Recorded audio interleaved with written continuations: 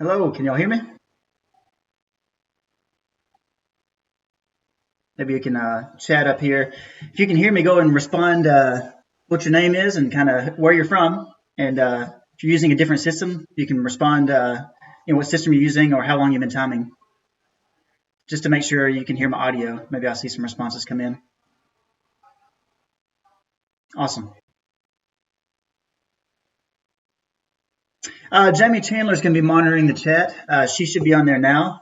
Jamie, if you want to post a message on there, I'll make sure that you're listed as a administrator.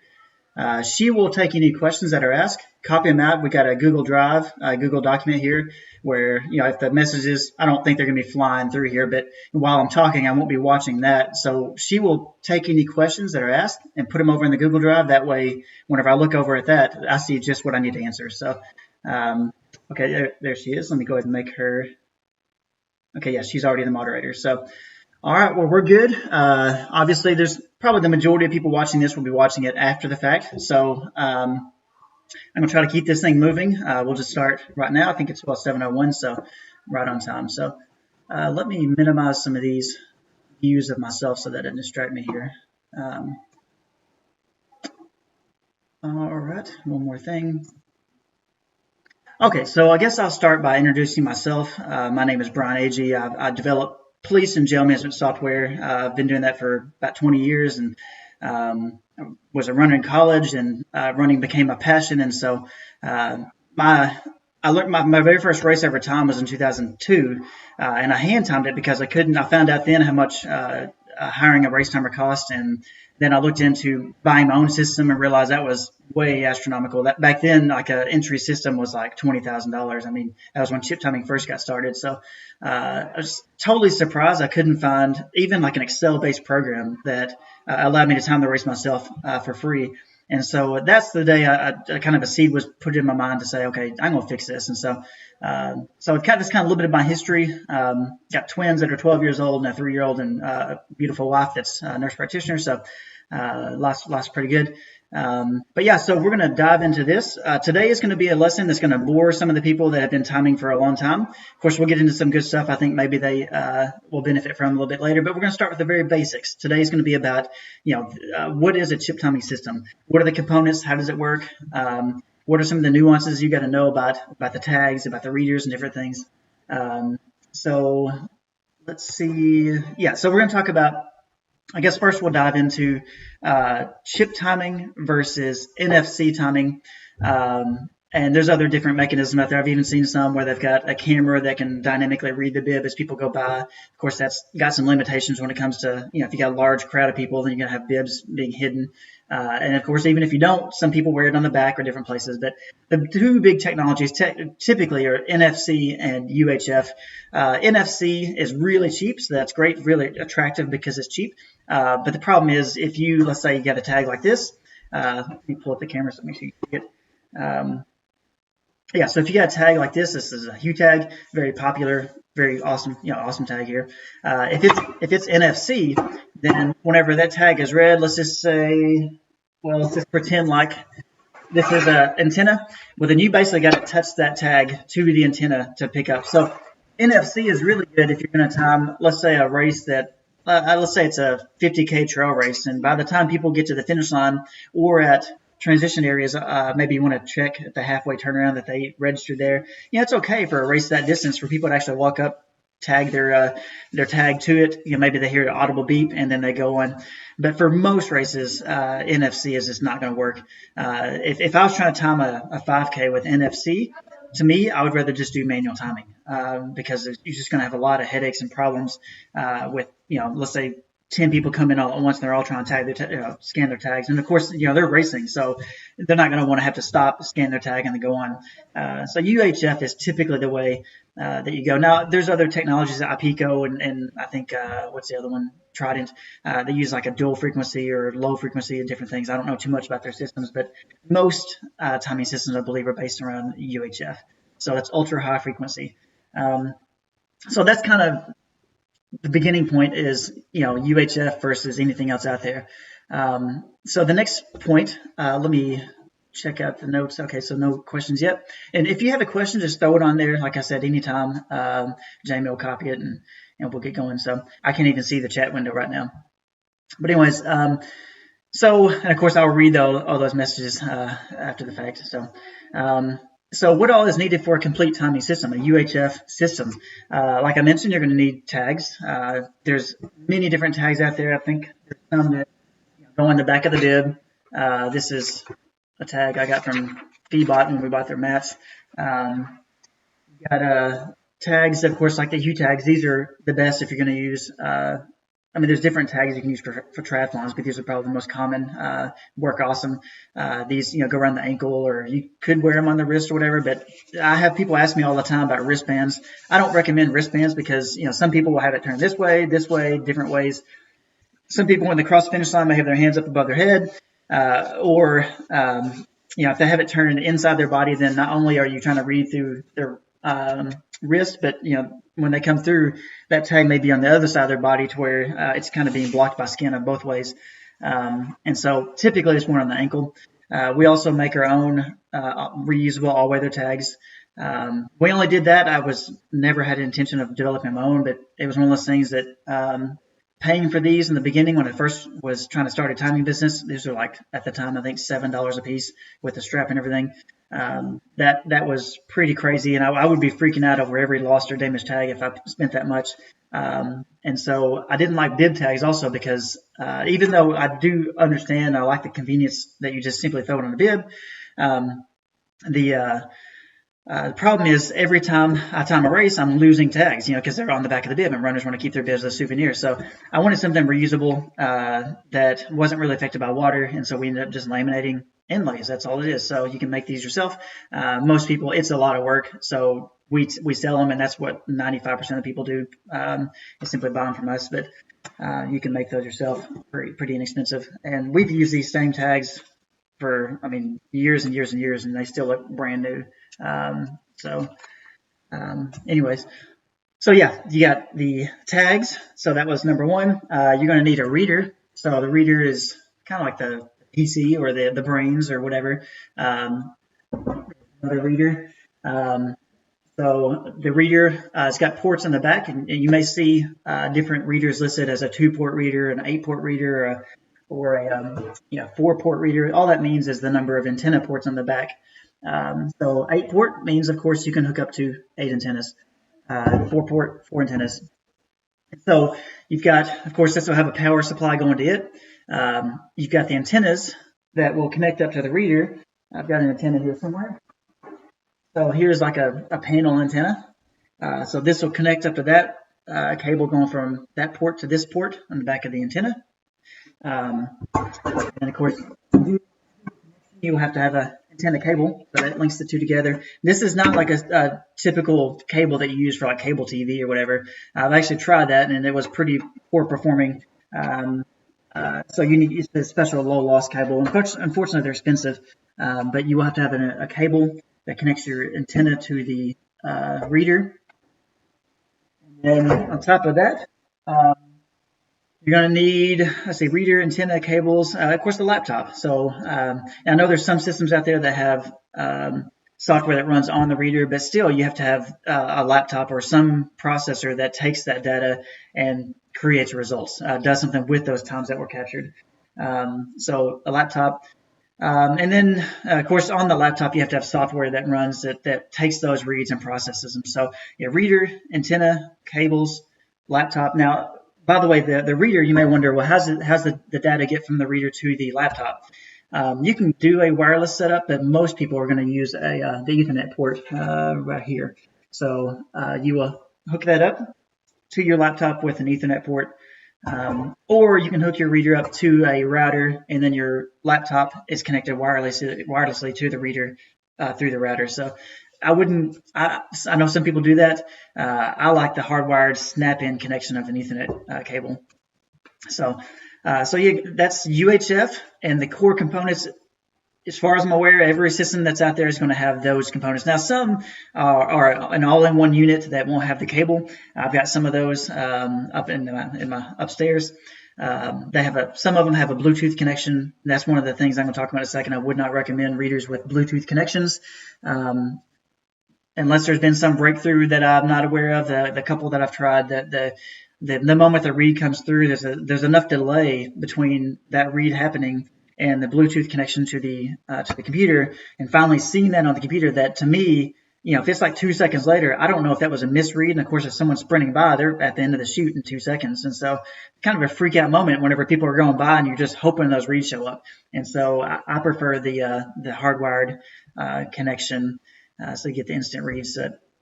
All right, next point is the hardware that I recommend and the hardware that I recommend avoiding. Let me think about it. Like I said, we do have some people watching that I know are just, they're interested in timing. They don't know much about it, so let me make sure I didn't skip over anything else about the actual hardware. I guess I'll say about the hardware, the antenna, there's different models and different brands. You want to make sure you get one that's waterproof, because these you want to be able to set out on your finish line, not worry about if it's raining. But these are just the ears. The reader, sends power out through the antenna, and the antenna listens for the tag. If it, hears it, it sends it back to the reader. So these are basically your ears, and the reader is just the brains. All right, so let me think.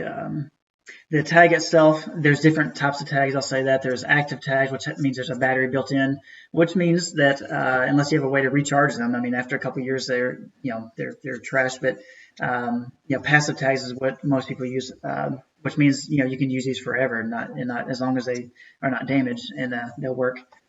All right, so Jimmy Edison, what is that Feedbot tag in the inlay? Man, I've probably looked at it. They actually sent some of these. Let me see if you can see it through the webcam here. You might be able to see I'll tell you what, let's try this. I can't, they don't look like anything I've used before. This may be a horrible way to do this, but let's just see. See if you can see that tag. See it there? So I'm not sure what that is. I don't see a name brand on it. But anyways, I have not tried those, by the way, because again, I don't use bib tags. I like to have reusable tags. But Dwayne Olson, I had a lot of problems with tags timing triathlon and swim split. Has anyone else had that?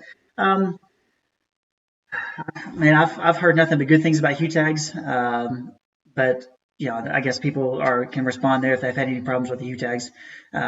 We've used them. Now we don't use them a lot because there's not a whole lot of triathlons in my area.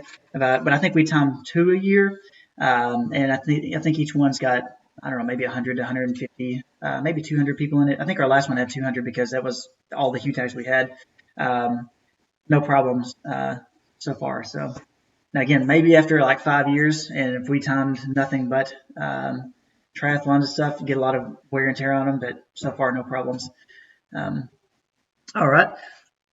Let's see. Hardware I recommend. So for your laptop, this is my recommendations for your laptop. You want a minimum of like 4 gigabytes of RAM. The software and most programs can probably run on like 1, but Windows takes up a lot and different programs take up a lot. 4 is really like, even that is, you can't buy a laptop with less than 4 gigabytes anymore. And so 4 is your minimum.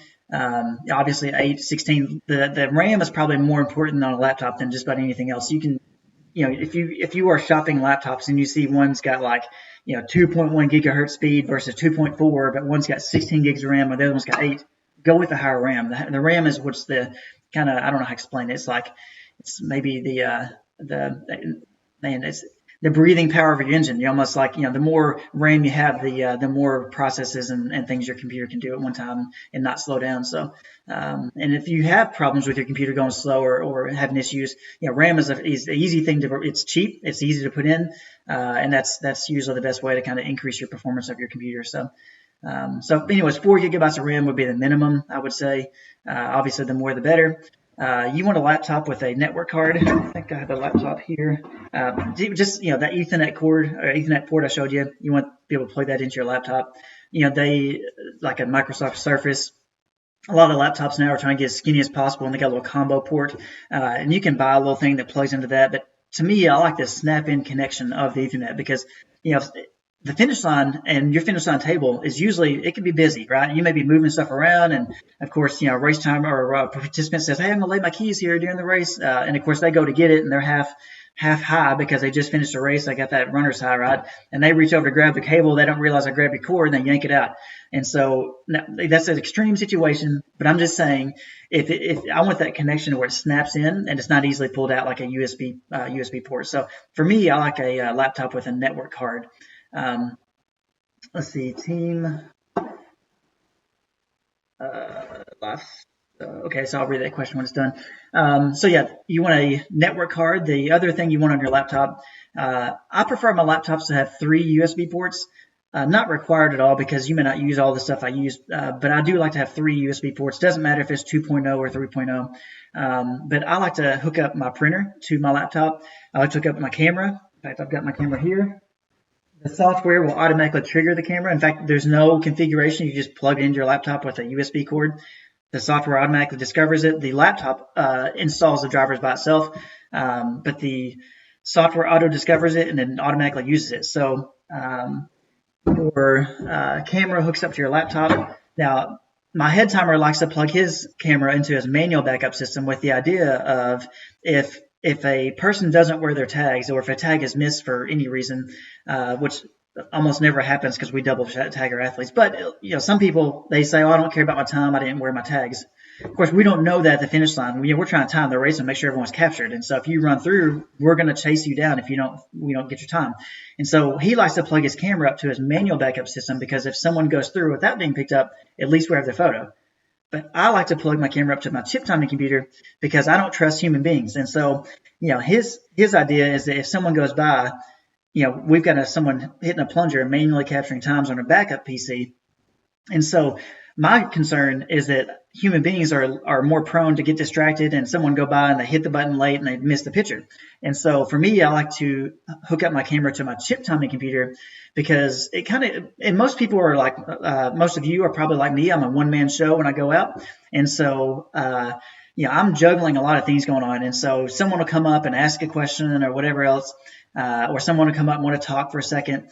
And if I see a runner coming and this person's in the middle of a conversation, I like to be able to hear my camera click and know that it captured them, because the chip read is what triggers the camera, or of course manually capturing times. And so I can be away from my computer, maybe over by my camera or whatever. I can hear the clicking of the camera and know that it's picking them up. And so I like to hook up my camera to the. So that was a long story about USB ports. Sorry, but I like 3 USB ports for camera, printer, and then often I do hook up a Thinkify reader, which I think I've got one here, which is a little USB powered backup reader. I hook it up as a backup chip timing system to my main computer. So that way, God forbid, if someone or something happened to my reader and it went down during the race, at least I've got a small system in place picking up most reads. And so that whenever my main reader comes back up, I have very little to any times to put back in. And so anyway, so that's the 3 things I use my USB ports for: printer, camera, and the backup reader. If you don't use a backup reader, you might still prefer to have like a USB mouse plugged in or something else. It's nice to have that extra port. You may decide to plug a jump drive in so you can copy results to like a newspaper person or whatever. So I like to have 3 USB ports. The last thing I look for in a laptop is a long battery life, because imagine you go to a race and of course, you're a higher professional. And so your job is to get results out no matter what.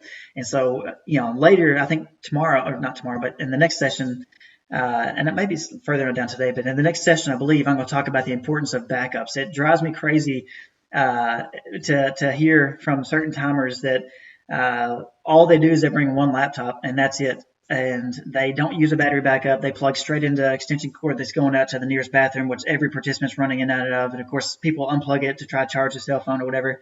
And so, you want to have backup systems like crazy. But my point, though, is you want your laptop to have a long battery life. And so if you get to a race and the power shuts off, and let's say it's a marathon or whatever, and even your battery backup or whatever goes out, it's just you're out in the middle of nowhere and who knows what happens. And so I want to have my laptop with as long of a battery life as possible. So if you are looking for laptops and if it's only like $50 more to get like an extended battery, a bigger battery pack, pay for that. And so that's what I look for in a laptop is 4 gigabytes of RAM at least, 3 USB ports. You can run on a Mac, but it's got to run a virtual Windows. This is a .NET program that I wrote, and so it requires the .NET framework. So either a Windows PC or a Mac with virtual Windows. Again, network card, that's important. And that's basically what I look for in a laptop. The next thing I recommend is you got 2 different printer options. You got the laser printer or an inkjet printer. Inkjets are cheaper typically. Inkjets use less power so that when you actually do a print job, it doesn't if you're running off a generator or whatever, it doesn't, hammer anything too hard. But I still prefer a laser printer. And the reason why is because most of us don't time every weekend all year long. Most of us picks up maybe mid-February, early March, and then we're crazy busy until maybe late June. And then from July and August, it's a little bit slow. And then mid-September, it starts picking up, and then it gets busy again, really busy in the fall. I think usually our fall is busier than our spring. And so during those months and during the winter months, you don't want to show up at your first race after a month or two of being down or not really using the system a lot, and all of a sudden your ink cartridge is dried up. And so the laser printer, you buy, the thing, and it can sit on the shelf for years and be just fine. And so, and laser printers aren't that much more expensive. I don't think I've ever spent more than $100 for a laser printer. And I think the ink cartridge, usually you can get them with a high capacity thing where it actually prints a lot more.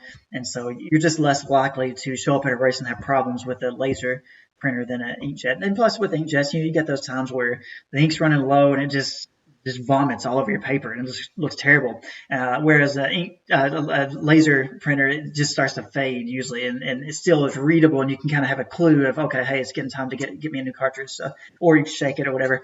But yeah, so that's my recommendation on printers is as a laser over inkjet.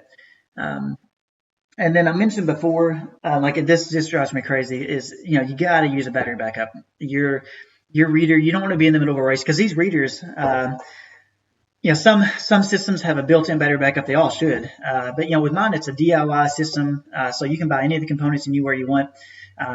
And so if you buy a reader, you need to buy a battery backup. And so the battery backups are pretty inexpensive. I've got one here. Plug into the wall. Hopefully you can see it. But yeah, these, this is a 650 volt, but you really can buy any size. This 650 volt can power the reader, and I put a tag in front of it, and it's reading nonstop. I don't know if that really causes it to use any more power, but it read tags for over 3 hours. And so, again, you want to have your battery backup only for your reader. You don't want to plug everything else in the world into it, because then it'll die instantly. But you want to have a battery backup for your reader. So that's definitely recommended hardware. Second recommended hardware, if you're going to have a chip timing system, is you want to have 2 laptops. Because again, you're a hard professional, and so your job is to provide results no matter what. So you can't go overboard on backups unless it causes distraction on your main timing, right? I mean, there's some races where I set up so many backup systems that actually caused me to be kind of frantic and trying to get everything going, and so I kind of cut some of those away because they're overboard. But in the most part, you can't. For the most part, you can't go too bad on backup systems. So you want to have a second laptop, because you don't want to put all your eggs in one basket of one laptop. And so what we do is I have my chip timing computer that's got everything plugged into it, and then I have my manual backup computer, which is often I use at registration, and I just bring it over. And then I have volunteers run it, and all they do is they press the space bar or the little USB plunger, and it will capture a time for every person. And that's all it does, capture a time. Doesn't have a name or bib number or anything. It just captures a time. And then we print off a bib number capture sheet where someone's standing at the end of the chute, and their job is to write bib numbers down in order. And so now I have all the times. Doesn't matter if there's multiple races or not. Just have all the timestamps of when someone crossed, and then have all the bib numbers. That again, doesn't matter what race.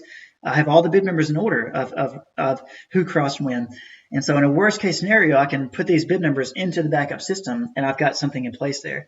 And so, I've never needed to rely on that, but it even comes in handy if you don't have a failure of your main timing computer. Because let's say that something crazy, Windows decides to restart your computer in the middle of the race or whatever, that's not a time to scrap your chip timing system. Just get it back up, and that way you've only got a small window to put times in instead of the entire race.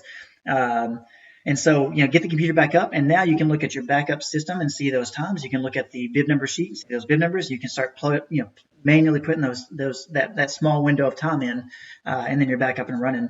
But you would not be able to do that if you didn't have another laptop. So again, another recommendation is have a backup laptop. Bring it to every race. Again, as a one-man show, I don't operate it. I just let the volunteers run it. Now, at really big races, it may be too big for someone to look up and look down, trying to write the numbers down. So have someone standing next to them calling out bib numbers so that the person writing down doesn't ever have to look up. Of course, there's going to be some races that maybe are so big that even that's going to be overwhelming. So far we haven't had that happen. And we've timed some pretty big races, about 4,000 people or so. But anyways, if you get up to above, now this system that I wrote is again primarily for the small to medium sized race directors. And so if you're going to time the Boston Marathon, you don't want a DIY system. And so these recommendations I'm giving here are based on that small to medium sized races of, let's say, 10,000 or less people. So, and obviously the longer the race, the easier it is, no matter how many people are in it. So, a 500 person 1 mile race is a lot harder than a 5,000 person marathon. So, because again, that finish line is going to be just, real busy. All right, let me check out the questions again real quick here. What is preferred with the feedback mats, hips versus shoes, performance difference? Now, like most of you, we just did a group buy on the feedback mats. This would be a good question for them. I'll just give you a theoretical answer here on what I would think would be the best. I haven't used it yet. My hope was to use the feedback mats at the Sillamore 50K, 25K race that we did in February 14th, because I remember it's Valentine's Day.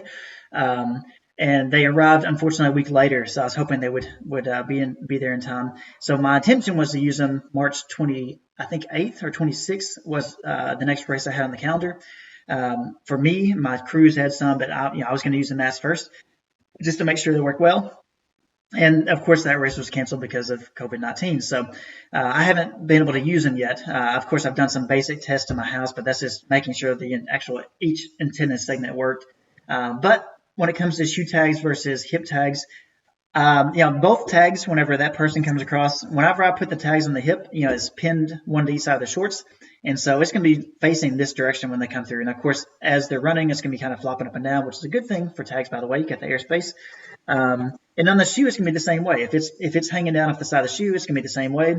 And so considering that they're both laying the same way, I would imagine that shoes technically should perform a little better simply because they're passing close to the antenna, so they're getting more power. So that and plus with the shoes, they are flopping more because, the foot's moving. And so you're going to have a much higher chance of picking them up on the shoes and the hips. But both really, I would expect still 100% reliably. You're going to have those flukes every now and then, but it should be very rare. So yeah. Now let me answer this one other way too, though. A couple years ago, maybe 3 years ago now, I moved from putting the tags on the shoes to only doing tags on the hips. And the reason why, because whenever runners, like if you remember back in the old days of chip timing, the championship tag, a lot of, well, not just them, but other systems, they would stick that tag on the top of the laces. I think the D tag, loops through the top. And so runners, whenever they see tags and they hear shoe tags, what's their first instinct? Oh, let me just shove it through the top of my laces. Well, these tags aren't designed to be that way. So, if you really cinch it down, you could kink this tag. And if you kink it real hard, it could basically well, it's actually less than half performance of the tag because it's almost worthless. And so you have to push the antenna right up on it to read it. And so you can damage the tag if it's cinched under the laces real hard. If the shoe gets wet, now the tag is pressed up against a wet surface. And so I'm always, whenever I was doing the shoe tags, I was constantly telling people, hey, let it hang freely, let it hang freely, let it hang off the side, let it hang freely.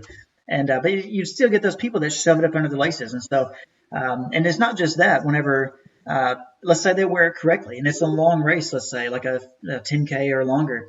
The last thing I want to do, and most people want to do whenever they finish a race, because, I don't try to take the tags off. I always hated it as a runner when I finish the race, and then someone's trying to stop me immediately to take my tag off. I mean, like, I might need to throw up here. Let me, don't touch me. And so, and I'm not dramatic like that, but that's what I'm thinking inside, right?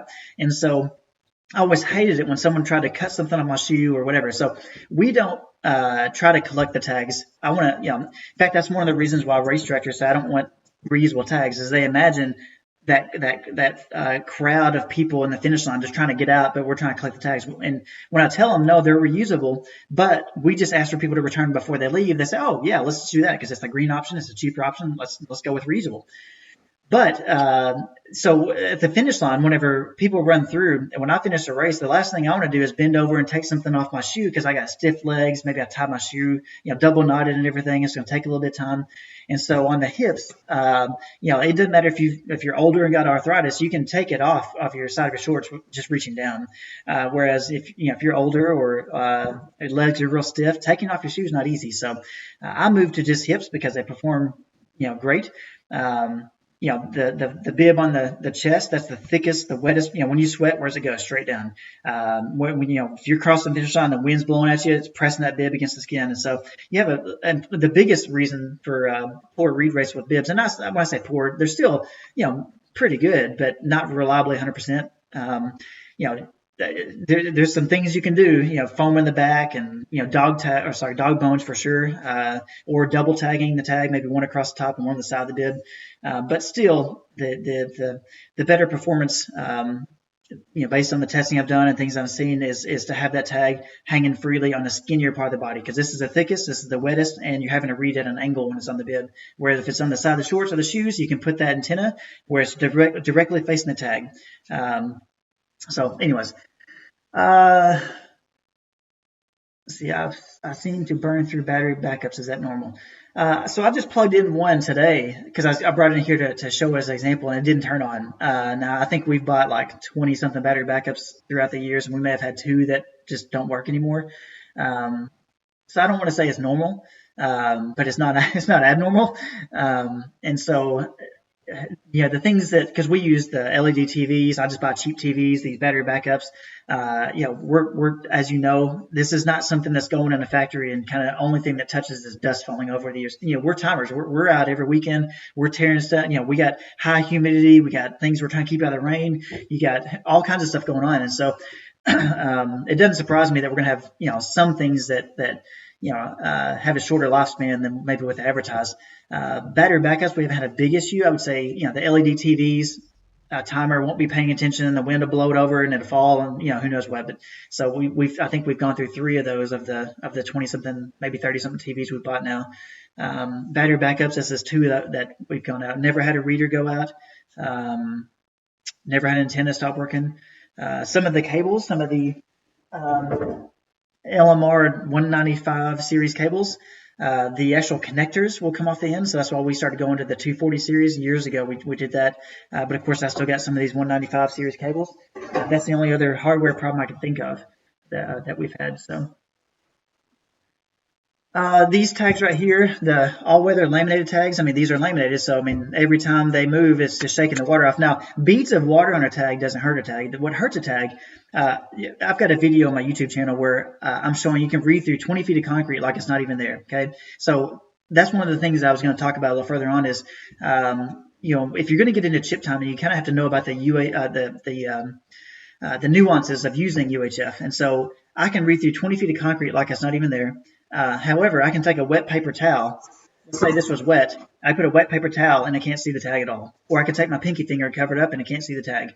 Or maybe not my pinky finger, but my finger here, and I can't see it. And so, or I can take a thin piece of aluminum foil and put it in front of it and I can't see it. So, the rain has not been an issue. Now, what is an issue, let's say here's a cup of water right here. So if I dip this in water, if it was all the way submerged, it probably couldn't read it. But the moment I pull it out, it can read it, even if there's beads of water on it. So rain is not an issue at all. What is an issue is if this tag is on the side of the shorts or on the shoe, and let's say it starts raining and their shirt is covering the tag, well, that's a wet layer, a complete full wet layer covering the tag. Then you'll have problems. So if I know it's going to rain, I'll tell people, hey, put it on the side of your shorts below your shirt line. So yeah, that's kind of what I do. All right, looks like that's all the questions so far. So next is, yeah, my next tip here was tips for ensuring the highest read rates. And so obviously, again, you're a paid professional here. They, some people do this just for fun or for free. I'm going to talk a little bit later how I wouldn't recommend doing it for free. But yeah, there's gonna be times you do. But for the most part, you are a paid, professional timer. You're paid to provide results. And so I'm going to talk about the tips for ensuring the highest read rates. Now, I'm going to switch over to my desktop here. Let's see if I can do that. All right, I hope you can see that. Let me actually view the stream to make sure you can. All right, so, all right, yeah, you can see it. So, let me pull up this. So uh, on my users group page, I posted this a while back, and this is my tips for ensuring the highest read rates. And so I want to bring this up because let me pull up my other notes over here. There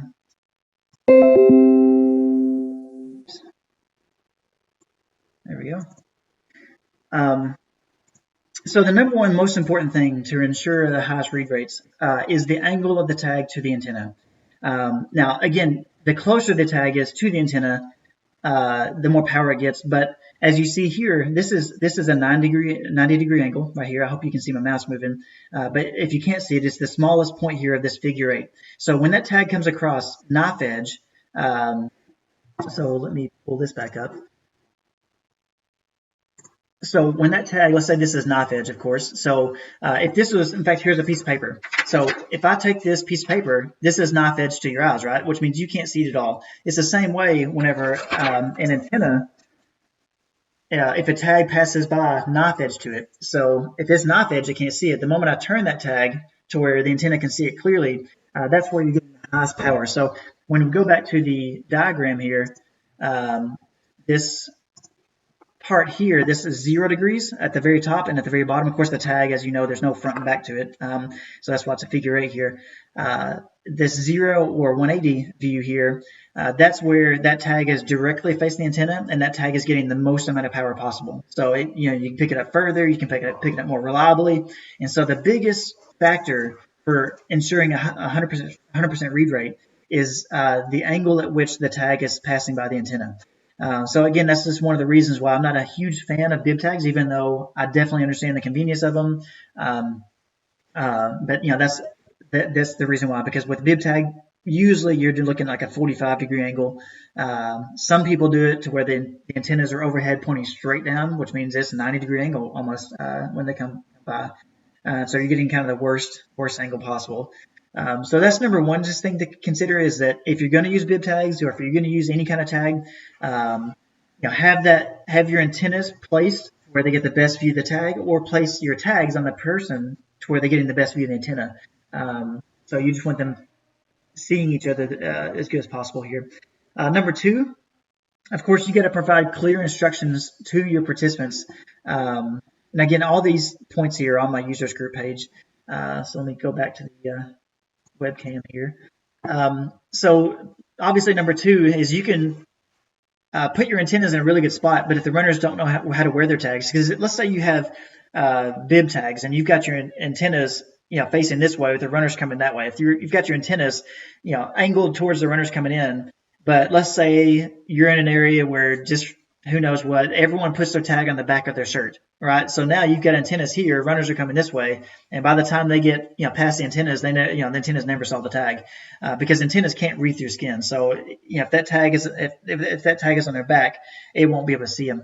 And so obviously the second thing you can do to make sure you get the highest read rates is make sure your runners know how to wear the tags. And I do that by, when we pass out bibs, whether it's packet picked up the day before or the morning of, we just say, hey, here's how the tag should be worn.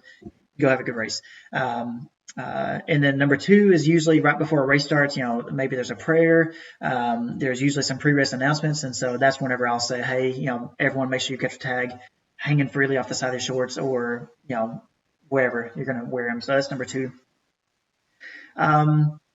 The number three thing is, let's say you're timing a cycling race, and you decide, hey, I'm going to place an inlay. By the way, it's the part inside here, the shiny part, the silky part. Uh, their inlays come in two different types. There's a dry inlay or a wet inlay. All that means is it a sticker or not? If it's a dry inlay, it's just a piece of plastic that can fall right off. It doesn't stick to anything. If it's a wet inlay, it's a really strong adhesive, like a piece of tape, and you can stick it on stuff like a sticker. So some people get a wet inlay and think they can stick it on the front fork of a bicycle in time of a cycling race. The problem is the fork is made of carbon fiber, and if the tag is pressed against something that is carbon based, or is metal, or is skin or wet or whatever, or if it's being blocked by something. So let's say you put it on the back of something that's one of those substances, then the antennas will not be able to see the tag at all. So it's one of those things you got to know about UHF RFID is it can't be placed on metal, skin, water, and not just placed on it, but it can't be placed to where something like that's in the way. Now, with runners on the finish line, of course, you're going to have 3 or 4 crossing at one time. The antennas, it just needs to see the tag for a fraction of a second. I can take this tag and flick it as fast as I can in front of an antenna, and it gets it every time. So whenever runners are coming across through the finish line, if you've got antennas like overhead or multiple on the sides, like I recommend or like I do, then it's highly unlikely that as the bodies are going through that at least one of the tags isn't going to be seen by one of the antennas. Especially, that's why, again, I like to put the tag on the skinnier part of the body. And that's why theoretically the shoes would be best, because even if there are 5 people crossing at the same time, their cadence, their legs aren't going to be, might be my legs on the ground while the 2 other people to my left, their left foot's up in the air. So you're going to get a much higher chance for a fraction, of a second view of that tag, which is all that's needed to pick it up. However, again, the problem is people wear the tags on the shoes wrong or harder to take off, and so the side of the shorts is still a skinnier part of the body. There's still some movement there where maybe my left leg is up while yours is down. Have a good look at the tag. So just be aware that it's another reason, another way you can ensure high read rates is that they're placed on a substance that is either maybe fabric or whatever. So okay. So the other way to ensure high read rates, and this is kind of obvious, but I got to state it because you just never know, is make sure your tags are programmed right. So with my system, the way you do it is you actually, there's a little bitty chip with these tags. It's right in the middle, right there. That is what contains all the data for this tag. And so with my software and with lots of programs out there, you can change the data that's on that tag. And so what I do with my program is I change the data so that this tag returns whatever bib number it's attached to. So, for example, I got a bib here. So this is bib number 1900. And, of course, these tags, in fact, we write on them with a wet erase marker, says 1900. And so each one of these EPCs, or the data on the tag, returns 1900. So if either one of these tags get picked up, boom, 1900 read, I know that finisher just finished. And so if you don't program your tags right, obviously that's going to cause bad read rates. And so I hate to even bring it up, but just got to list all the possibilities here. And then the last thing of ensuring high read rates is, again, having basic knowledge of UHF RFID, which if you buy a system from Jaguar or Race Results, there's a lot of good systems out there.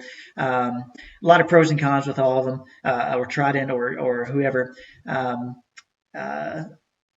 You gotta, if it's a UHF system, there's the antennas can be linear or circular. So that's the only other thing to be aware of. If you buy your own antenna, let's say you buy some cheap mat antenna from China or some cheap panel antenna or your own, something from Atlas RFID, good company. If you buy something and you find out, man, I'm getting really bad results here and I'm doing everything right, my tags are programmed right, the antennas are, getting a clear view. Well, if you've got linear tags, but you've got your tags, let's say on a bib, where's my bib here? So let's say you've got your tag on the back of a bib, and your antennas, if it's linear, that means it matters which way this tag is positioned.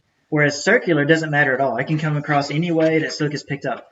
The one small drawback with circular, and it's not really a drawback in my mind, but is that linear reads further. Circular doesn't read as far, but circular can read any orientation. With circular, I've got a YouTube video that shows how far I can pick up a tag. I can still pick up a tag about 64 feet away. Was with these tags, by the way. It wasn't even a dog bone tag, and so now that was rare. As I was having to move it around a bunch to get it, but within 20 feet, you're going to easily get every read with a circular antenna. And so circular is still plenty strong. It can read at every angle, so that's my recommendation. But if you do buy your own system or you're looking at buying your own stuff, just be aware that that's the two things you'll see is a linear antenna or a circular antenna. And if you have linear and those tags, you got to know which way the tags have to come across, which either vertical or horizontal. If you get them the wrong way, it's a pretty big drastic decrease in performance. So again, that's another reason why I go with circular. All right, let me check out the questions. Yeah, very small font. Yeah, this is on purpose. I didn't mean to show. I was just want to show the diagram. So when it comes to this post of my ensuring highest read rates, I know it's super small font there. I just want to see the diagram, so I hope that came across okay. All right, the last question here. Can you explain the tag angle with mats and mats with bib tags? So yeah, I don't know about race results versus Feedbot. I think someone said that Feedbot's got more of a rectangular shape, and I think it is circular. So to be honest, I don't know much about the linear because I mean every antenna is different. So all right, so let me see my next thing. All right, so this will be interesting. I just started making these bullet points right before the thing here. So who should consider a DIY system? And I'm going to expand that a little bit to say who should be a race timer, because I don't think everyone should be a race timer. I've worked with some guys in the past that the smallest thing, and they are freaking out. They are totally losing it. They're throwing their heads up in the air. They're wanting to walk away, and they're freaking out. Well, race timing, I've given this analogy a bunch. Race timing is very much like you being a wedding coordinator, where you have the Bridezilla, the race director. It's their big day. They planned for months for this thing, and now it's here. And they thought they were ready leading into it, but now it's race day, and they're freaking out. So you got to come in as a calm force and say, "Look, man, we got we got this. We're going to be fine." And so, again, as a wedding coordinator, your guest, you've got to do stuff for them, make sure everything goes well for them too. Well, that's the participants. You as the timer, you're over everything, and so. And some people may not agree with that. Some people say, well, I'm not going to walk in and be the boss. To be honest, most races, they want that. Race directors know that you do this every weekend, and they know that you've seen everything under the sun when it comes to what all can happen at races, whereas they may only do this once a year. And so this sounds crazy, but trust me, and this is probably, if you're an experienced timer, this probably happens to you if you're friendly. There's lots of times we show up at a race, and the race director, especially if it's a woman, she'll run up and hug us. Oh, I'm so glad you're here, because she knows that when the timer's here, they've got it. And that's not because we're late, by the way. We're never late, but they just love seeing us show up because, as long as they've got the course settled and we got, the course is all marked, everything's fine, we got it from there. So we handle registration, we handle the timing, we handle everything. And so, who should be a race timer and who should consider a DIY system? So like I mentioned before, a DIY system is not something you're going to buy if you're going to go time the Boston Marathon. And that's joking, of course. I mean, it's a big production, and they have a big contract and all that stuff. But if your ambition is to time the biggest races in the world and to do whatever, you may not want a DIY system. Go with a professional system that maybe that is used for the Boston or whatever, right? If your plan is to time 10,000 plus participant races. Now, there's no limitations of any kind in my software or the hardware or anything. But me personally, I don't want that support of you having to go time the biggest race in the world. And so, but also it's just not what, the reason why I built this is because I knew back when I was running a college, because I was running races every weekend I could, either on the track or road races locally, or in Memphis or Little Rock, wherever I could. And so every weekend I was out running, and I saw that the vast majority of all races, and the races I directed to, are small to medium-sized road races that are for great charities. And when I saw the cost of hiring a chip timer, and I saw the cost of buying your own system, and I saw that there's a big gaping hole where it seems like 95% of all races out there just need something that is chip timing, because runners want chip timing. No matter if it's a 50-person race, they want chip timing. there was a big gaping hole. There wasn't an affordable, easy to use system that fit that market, and that's what I tried to provide. And so Okay, so let me get back on track. Who should consider a DIY system? Basically, if you're trying to fill that hole, if you're trying to work that hole. So maybe you're a person that says, hey, like most areas in the world, I get this story all the time. Hey, there's like one timer in a 150-mile radius, and he's overbooked, and he charges too much because he's overbooked. And so, I'm looking into my own system. That's the typical situation where someone says, I want to buy my own system or whatever. Or maybe you're a running club and you just want to have your own system just for your own club events, or you're a coach and maybe you host a couple cross country meets and you want your own system to do that, so you don't have to hope the timer's available and hope that they do a good job. If it's your own system, then you don't have to hope that timer shows up. You're it. So there's lots of reasons why you may want a DIY system, but if your primary motivation is money, then I don't think you should be a timer. And now, and the reason why is because the stress to profit ratio is really bad compared to anything else you can do. You can go buy a lawnmower and mow yards and be less stressful and make just as much money probably. And so if your motivation is to get into timing only to make money, I don't think you're going to be happy, and I don't think you'll stick with it.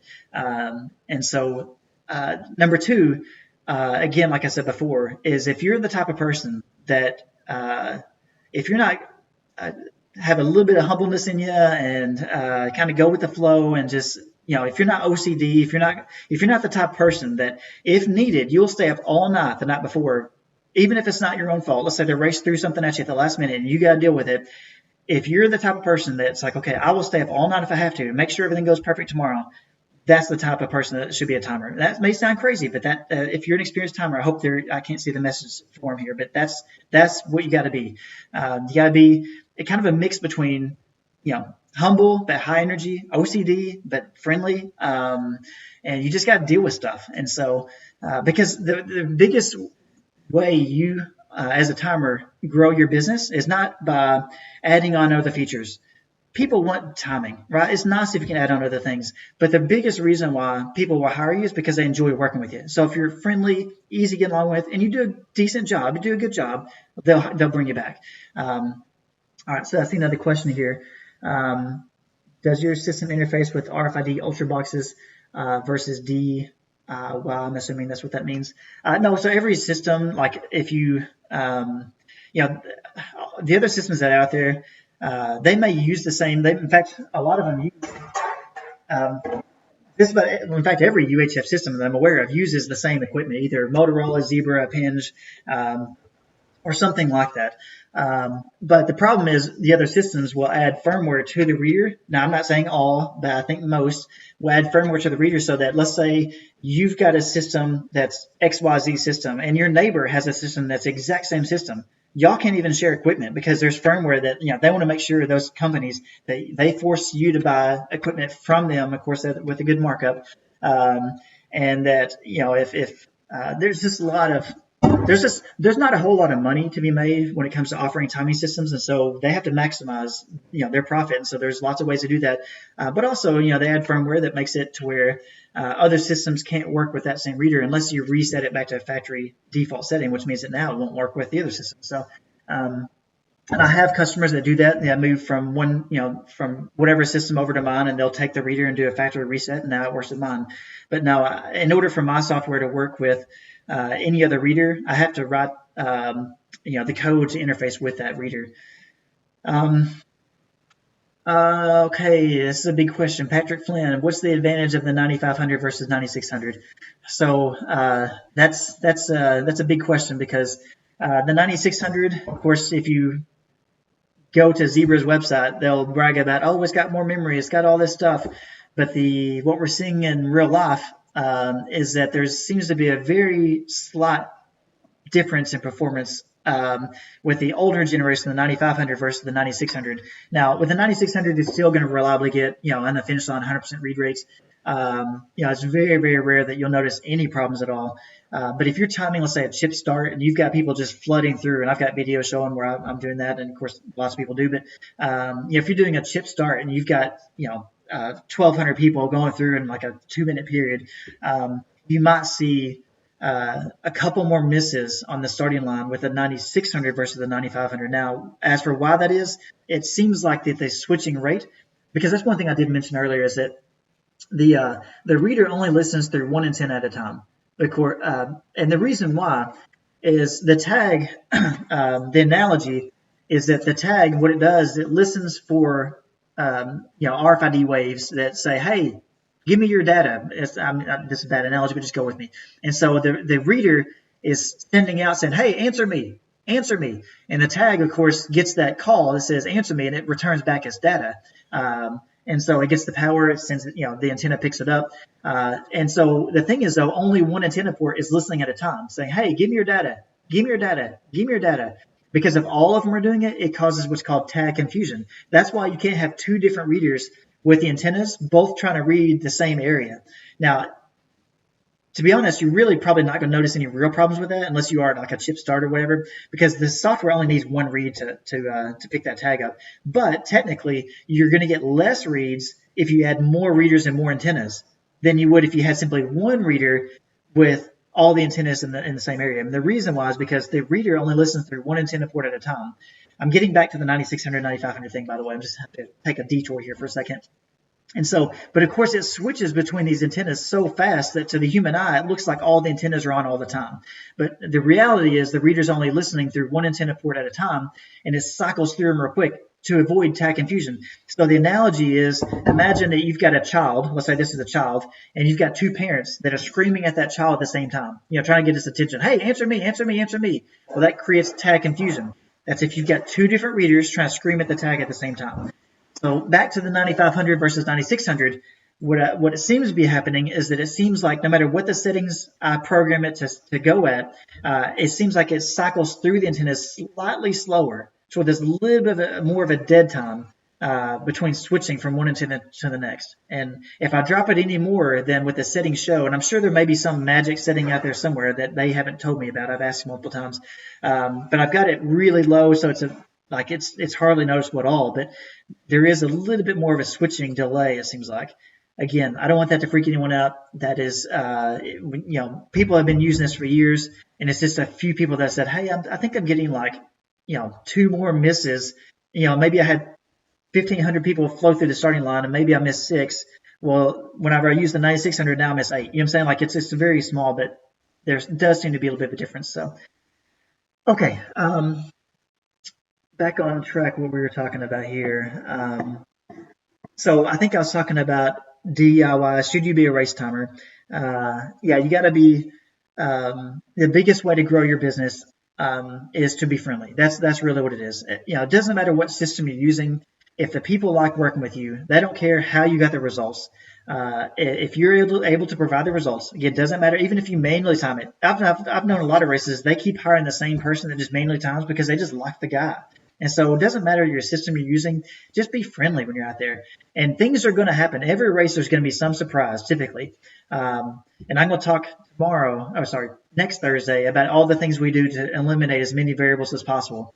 But as a race timer, you're going to be staying up late, getting up early, working in the freezing cold or rain or whatever. And then on top of that, you're going to have surprises. And it's not going to be your fault. Someone's going to forget something. Someone's going to do whatever. And you just have to be that person that handles it. And so, again, that's why you got to. So if you're not that type of person that can handle those situations, then you shouldn't be a timer. Okay. So, you got to be a little OCT. You got to be mild tempered, and you can't freak out. So I've got some other tips here. If you've been a race director before, then you've got a leg up. So as a timer, if you've never ran a race or been a race director and now all of a sudden you want to be a timer, that's kind of rough because you need to have an idea of what all's going on at all times to be able to help that race director out. So if you've been a race director before, just because you've been a runner doesn't mean you're going to be a good timer. If you've been a race director before, then that's you have a pretty good head start. So if you've never been a race director, just say, "Hey, I'll help you for free. I just want to co-direct this thing. Help me out. I'll do it." Because race directors need, they're always asking for volunteers and for help. So if you ask kind of help co-direct a couple, that'll help you with timing. All right. So let me see. What do you do about races that repeatedly provide bad data, i.e. wrong ages, wrong genders? Okay. So this is what I'm going to get into. I'm going to switch back to my desktop view here. I'm only going to show this simply because he asked.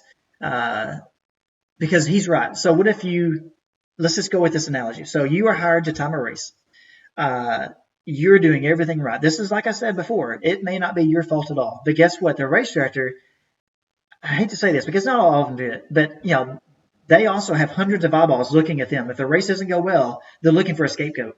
And so you can get thrown under the bus if you're not careful. And this is why you got to don't trust anybody. Double check everything. Take as many responsibilities out of the race director's hands as possible. And they think you're simply doing them a favor. Really, you're protecting yourself because hey, I provide safety pins. I provide bibs. I provide everything. You don't worry about it. And they say, oh, you're so awesome and you're so nice. And really what it is no, I don't trust you. And so that's not really, maybe I shouldn't say that. It's exaggerating there. But things are going to happen. And so what happens if they provide you a file, or maybe they didn't? Let's say that it's a race, for example, the Sillamore 50K and 25K race. That registration sells out in 5 minutes, and people know that. So what happens is they get everything ready. The moment registration opens up, they're not paying attention to what they're typing in. They're just trying to get the registration in. So what happens is that we get a lot of people with the wrong genders or whatever. And so here's the problem for you as the timer. When you finish timing, or let's say you have enough finishers to be able to print off the division results, and all of a sudden they start calling out the awards, and halfway through they're calling out the female 30 to 34 age division award, and they say first place female 30 to 34 Carl Brown. It's like, wait a minute, Carl Brown, yeah, that's a male. And so here's the problem. Let's say Carl really won his division in the 30-34. Well, if you've already called out the men 30-34, and now you've got to move Carl over there, that means that the person that got the first place, second place, and third place trophy got the wrong trophy. So you got to bump everybody back. And third place guys, he's just out of luck. He's got nothing. And that's if you're trying to be nice about it. You could DQ him, but then the thing is, Carl doesn't know he registered online wrong, or he doesn't know that the race director provided a bad file to you. And so you as the race timer, they're looking at you. And so here's what I do. That's a good question about what do I do about bad data. And so let me switch over to my desktop. Let's see, desktop. And hopefully, let's see here. Let me close this out. So I'm going to pull up a race. Hopefully y'all can see this. Let me turn off the webcam view. All right, so I'm going to pull up a race now. You don't have to see this yet. I'm going to go to the Sillamore 25K race. So I know I've met with Jaguar. They've got some cool features built in that maybe you can do something similar. But I put this in where you can right click on the list of participants and say verify age and gender. Now I hope you can see that, but that's a second option. That's what it says, verify age and gender. And so when you select that, what it does is it'll highlight any entries where the last time that name was used, it was the opposite gender. So it looks like the last time, and not just the last time, but I don't know how the software does it, but it does a good job of saying, hey, just be aware that these are potential problems. Now, it's not going to stop you from timing or doing anything. You don't have to do anything with these records. It just highlights potential problems. And so looks like that we had in fact, here's a female with the name of Wayne. And so this is a person, again, this is that Sillamore race where Wayne is obviously a male. Now, I don't know why here it's female. It could be that, I just never fixed it, and he was slow enough. He never won an award. But I saw this feature, and I don't remember. Maybe he swapped. I don't know what the story is on this guy, but we had to swap quite a few. But Patrick obviously is a male. Now, if you look, he's highlighted because his age is 0. And so the software will highlight anything that's a potential problem. This one says Shannon. Now, Shannon can be male or female name, so I highlighted as, hey, just be aware this may be a problem. And so this is what I do is I use this feature called verify age and gender, and I kind of skim it over. And that way I'm not having to look at every name. I just look at the ones the software says, hey, these are problems. Now, obviously, if I get a file and the whole thing is orange, then that tells me, okay, they got the genders all backwards on everybody. Or maybe they didn't provide me any age, so therefore everyone's 0. Or maybe the ages are all wrong and everyone's 150 years old, or who knows what. The software will indicate the problems there. So this is what I've built in. So that with any race, I can just right click and say verify age and gender. Again, you have to check if you're using a different program, you have to ask them that question, but this is what I do. And I do this before every race because of just that reason. Because if people register online wrong, they don't know they did it, because otherwise they would have told someone. And so whenever you hand out when the race hands out the wrong award, they're looking at you like it's your fault, even though they're the one that registered wrong. So All right, so let me go back here. Okay. Um, what would a small finish line, wait, would a small finish line technically be better with 4 antennas as opposed to 8 due to cycling through? So that's a good question. I think Patrick's asking questions that, yeah, they're common questions here. That's good stuff because yeah, people need to hear the answers too. So this, man, it's a there's pros and cons both ways. So he's right. So if you've got less antennas, and some people say, well, hey, based on that theory of more dead time, so as the reader cycles through, says, hey, who's there? Who's there? You know, asking for the tags. Who's there? Who's there? So it's calling out to the tags, cycling through. Well, you think every time it cycles from this one to that one, there's a small, like, thousandth of a second or whatever it is, dead time where there's no power coming out of any antenna just for a fraction of a second. So you would think that the more antennas you have, the more total dead time there would be. And so the theory is that, well, if you've only got two, it's cycling so fast between the two that you actually have better coverage right on the finish line.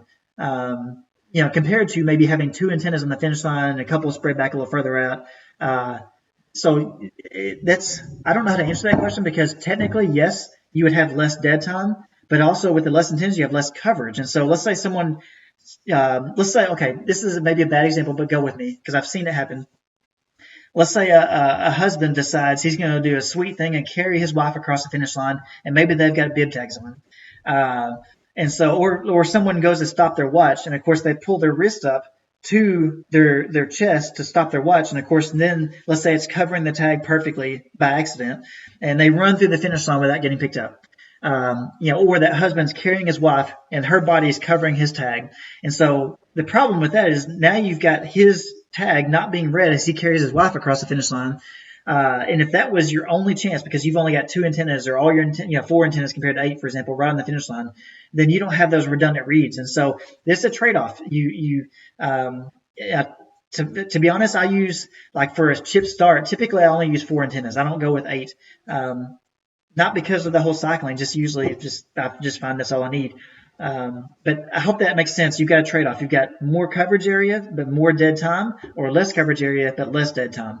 The dead time is so minute that I don't know that it makes a huge difference, but there is an argument that I've heard out there, and I'm not saying it's not true, that less antennas in a lot of situations is actually better. And I could see that. If it's totally unnecessary to add extra antennas, don't add extra antennas. There's some races that we do where we've got a finish line here and a turnaround point here, so that maybe the marathon people they come in here, go to the turnaround, come back out, and of course when they finish, those people come in over here to the finish line and finish. And so we'll use like 4 antennas over here in the finish line and only 2 facing the turnaround area. That way we've got the whole thing covered. So there are situations where you got to use more antennas. But again, the longer that type of race, as people finally come through the finish, it's a marathon, so it's they're slowly trickling in. So we've never noticed a problem with having too many antennas. But that's a good question. I don't know how. That's a tough one. If you don't own an 8-port reader, can I use 2 FX7400, so 7500 4-port readers? So yeah, so the software allows you to hook up and use and accept data from as many readers as you want at the same time. So the software handles, anytime a read comes in, it simply gets thrown into a collection. And then my software, obviously is constantly looking to see and processing that collection of reads. And so it doesn't matter if it's 100 readers feeding this collection, and it's actually a couple collections because I've got one that is, I don't mean to give too much away in the code here, but I'll go and say anyway. So the software will always process new reads before residual reads, because when someone comes through the finish line, they may get picked up 100, 200 times as they proceed through the finish line. And so what happens though is when the tag, again, I probably shouldn't share all this with coding in case there's another person try to know how my code works. But anyways, I'll tell anyways. And I would hope that whoever's developing code would do this anyway. So what happens is the very first time this tag is read, it gets thrown into a collection that's getting processed, or that will be processed as soon as it gets done processing the last read. And so the next time this tag is read, this collection says, hey, I've already got that EPC or that tag, throw it into the other collection. So this other collection will get processed too, but only after any new reads are processed. And so So you can hook up as many readers as you want. There's not going to be a problem. The software, the whole point with that is the software can handle whatever load you throw at it. The problem, though, is if you're using multiple readers, is this reader doesn't know that this reader is screaming at the tag too. So you have to make sure the antennas hooked up to this reader are not in the same coverage area as the antennas hooked up to this reader. So some people hook up 4 antennas right on the finish line with one reader, and they hook up 4 more antennas with another reader, maybe 6 to 10 feet away from these antennas. So the antennas connected to each reader are separated so that you don't have 2 antennas from 2 different readers screaming at the tag at the same time. So yes, you can use as many readers as you want, but just be aware you got to separate the antennas. All right, may I use the software to collect data from different groups of people, like students exiting from several classrooms? Can I group their times at the end of the race? Yeah, I think you've asked me this before about a fire drill, and we actually set up a system. And I'll make this quick because I know people want to know about the timing stuff here. But so we actually use this system here. This is the sensor array system for tracking hall passes and students in a school. So what we did is the system.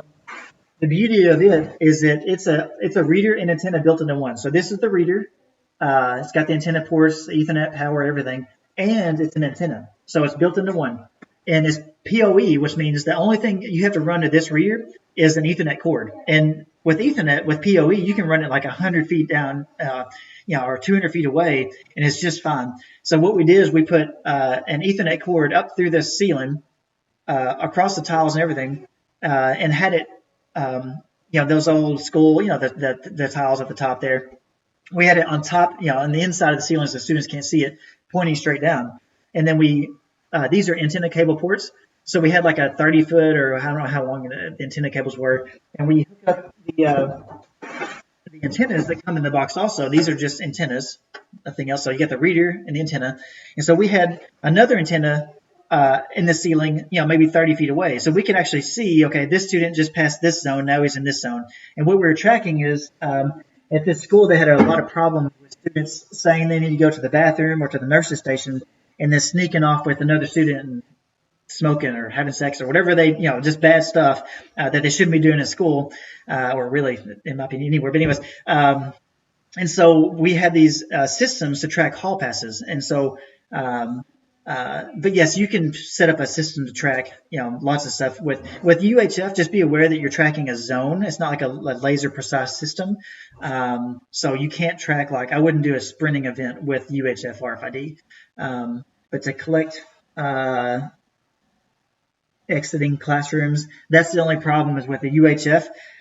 You can read tags from really far away. Now, if that's one of the problems too, by the way, is if your floor doesn't like block the signal. Depending on what your floor is made out of, you may actually pick up reads on the floor down below where you're actually meaning to pick up reads. It's because UHF reads really far. And so that's just one of the things to be aware of is you can pick up tags really far away. But yeah, left-handed. Oh, okay. Super Dave is asking when it comes to linear antennas, the difference between, I guess he's asking left-handed circular polar or right-handed, or maybe he's asking if you have 2 antennas and one's left-handed and one's right-handed, maybe connected to 2 different readers. Is that a problem? You don't want no matter what the technology is, don't have 2 readers with their antennas trying to read the tag at the same time. Doesn't matter if it's left or right or circular and linear or whatever. Now, when it comes to if you're using linear, should you have left? I just use circular, so that would be a good question for like Atlas RFID or somebody else. Okay, so back on track here. We're getting close to the end of my notes here for session 1. And I hope this wasn't too boring for those that have experienced timers. Session 2 is really where we get into, hey, you're a timer. Here's what you should do before race day. Here's the questions you should ask the racer to make sure everything goes perfect. So today, I know it's a little bit introductory for sure, because obviously it's session 1, but also this is my first time doing a live stream, so I wanted to start off with not a whole lot of hard meat that I want to get out there in case anything didn't go well. For all I know, the live stream's not even going right now, but hopefully it is. I see questions Jamie's throwing in here, so I'm assuming it's going well. Um, but okay, so recommendations so my recommendations, let's say that you decide, hey, I do want to be a timer. How do I grow my business? That's another question I get. And like I said before, all that matters is that you're nice, you're friendly, you're easy to work with.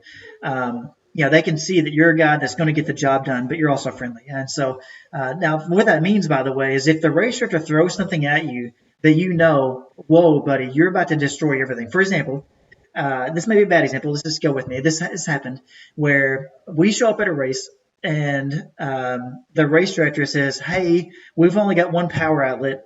We're going to go ahead and use this power outlet to for the bouncy house people and also for our food table tents and everything. And then you realize, wait a minute, buddy. If you've got your own generators and you're fine, you're totally disconnected, that's fine. But a lot of timers, they're starting off and they don't want to spend a fortune, so they may not have bought a generator or different things. And so that's the time you may say, I'm sorry, I can't allow that. I have to have the power for the finish line. The bouncy house and the food things, they have to get their own power. The race is not going to be successful if we don't have results and things don't go well there. So maybe there's probably better examples out there, but you have to know what things to say no to in a way that's respectful but very blunt. But for the most part, just be easy to work with. And so what happens when you time a race, for me personally, I hear a lot of people say, hey, I'm timing a small race, I'm just going to manually time it. It's not a big deal. I don't do that. And the reason why is because most of the time I time a race. And in fact, the biggest race we've ever had, I got because of one of the smallest races we've ever timed. It was the Mission Run of the Ozarks. And it's like, I think last year in their marathon, they had 3 people. And then their half marathon, they may have had like 12. And then their 5K, I think they had like, 40 or 60 or something like that. And so, but one of the race directors for a big event was running in that race. And so, every time that I time a race, doesn't matter what the size is, I chip time it. I try to provide the best production I could. I may not do like, in fact, I do the results kiosk, but for the most part, I do a good production. That's a good test for me. It's a good refresher every weekend to make sure everything's working well, make sure I remember how to set everything up. And so I do that anyway. But number one is I'm friendly. And then whenever I get done timing, I almost come home with 2 races every time. I come home with the race I just timed. They want me back. It's like, man, that was awesome. You did great. Can we hire you for next year? Like, oh yeah, put me down. And then number 2, while I'm timing, someone comes up, hey, we're thinking about having a race, or hey, you're doing a good job. We have this race, and can you put in a bid for it? And so the best way to grow your business is to just be nice and to do a good job. I mean, I hate to even say that, but we've tried. You can definitely reach out to race directors. I don't think you're going to have a whole lot of fruit when it comes to just blanket emailing everybody. And I don't think you should try to undercut all the other timers in your area. I think you should charge. We've tried different prices. For me, just like you see with the timing system being DIY, no yearly fees, all that stuff. My objective is I just want to make enough to be worth my time. And so it's the same thing whenever I go time races. And so we tried doing $350 as your base fee. That's what we were doing. With extra fees on top of that, if it's like a marathon where we're gonna be there all day, and of course there's like a travel cost and different things. But for most races locally, it was $350, and we found that just wasn't quite enough to compensate for. If I send a crew out, the way I do it is I get 15% and they get 85% of the race charge. Now, if it's travel costs, hotel, of course, that's just if it costs $120 for them to stay in a hotel, of course, that's 100% their money when the race pays us for that. But for the race timing fee, they get all the travel, all the hotel, but we split the timing 85-15. And so $350 just wasn't really enough for either one of us to be worth our time. Plus, they would go out and occasionally, let's say, a TV breaks or something. And I'm like, well, shoot, if I got like $60 or $70 when they went out, but they cost me $120 for equipment that was broken. It just wasn't worth it. But so what I found is $450 is what we charge. And so I don't know where I got on that. So let me get back. Recommendations for starting and growing your business. So number 1, be friendly. And then that is one of my tips I was going to talk about is how we charge. If it is an all-day event, and by the way, that $450 base fee, that covers races up to 225 participants. And so if your race has more than 225, then instead of $450, we charge $2 per registered participant. Don't ever charge based on finishers, because what if uh, you get hired to time a race and they tell you, hey, we had 1,200 people last year. So, of course, you start preparing for 1,500, 2,000 people, and you do all this work and all this whatever, and all of a sudden it becomes, terrible weather or whatever it is, and all of a sudden they have 30 people show up. I mean, who knows what? Well, if you did prep for 2,000 people, and the race earned money, by the way. But let's say they actually had 2,000 registrants or 1,500 or 1,000, but because of bad weather, nobody showed up. Well, the race earned however many people registered. And you prepared for however many people registered. You didn't prepare just for who finished. And so charge based on registered participants. And so what we do is if it's over 225, then instead of 450, it's $2 per registered person. Make sure. Okay, so I was afraid I left you on my desktop instead of the webcam view. But so the next thing is, anything less than 450 we found it wasn't worth it. So that's, now by the way, that's usually well under what most people charge. So use that as a foundation. I wouldn't go any lower than 450. If you're charging 600 whatever in your area, that's you're doing fine. Well, then great. But I wouldn't recommend going any less than 450.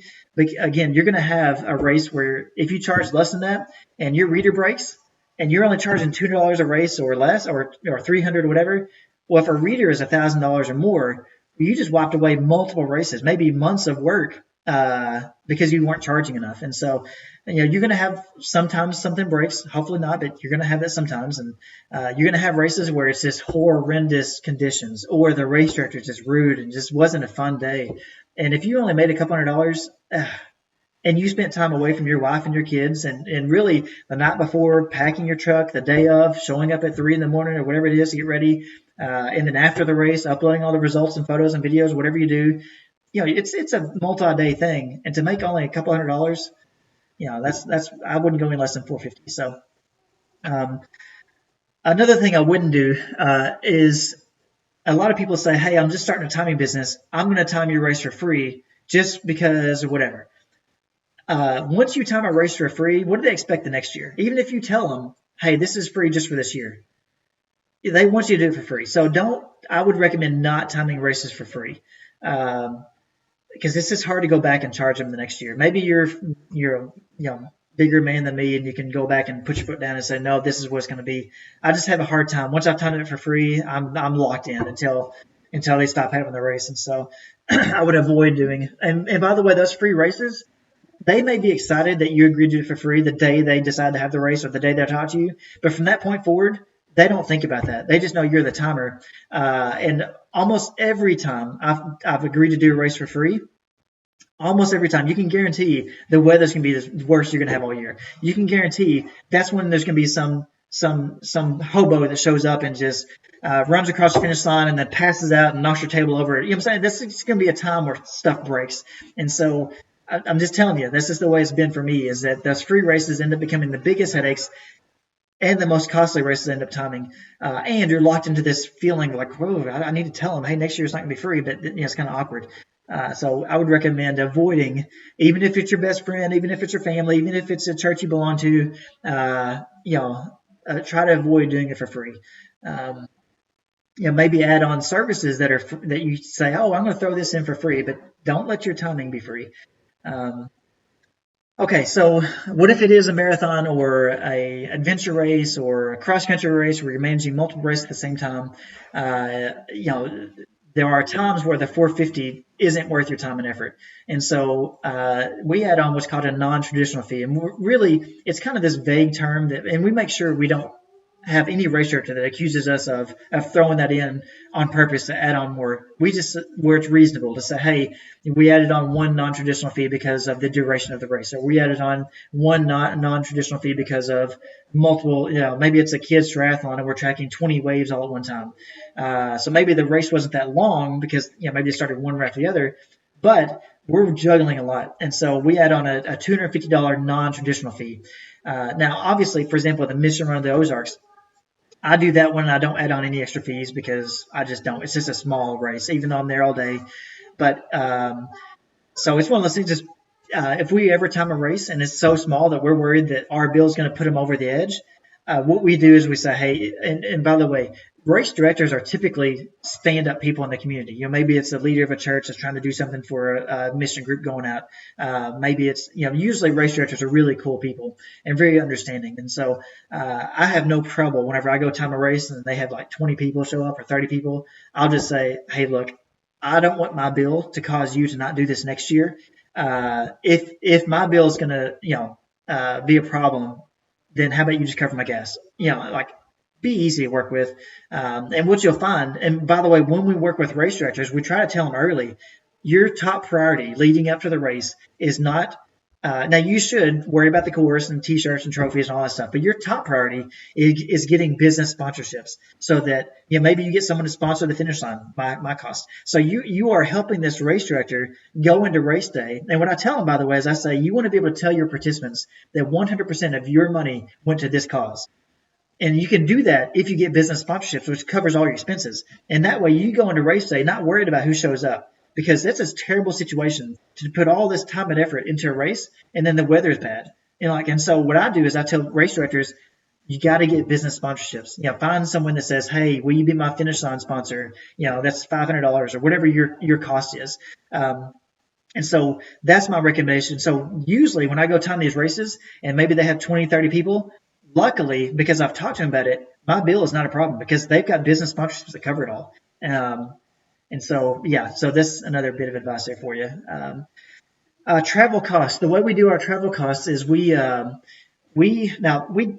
don't know how we pulled this out of our ears, but somebody someday said, why don't we just charge, maybe because it's easy to Google map it, we charge 70 cents a mile one direction. So if it's 100 miles to your race, then it's $70. That's our travel cost.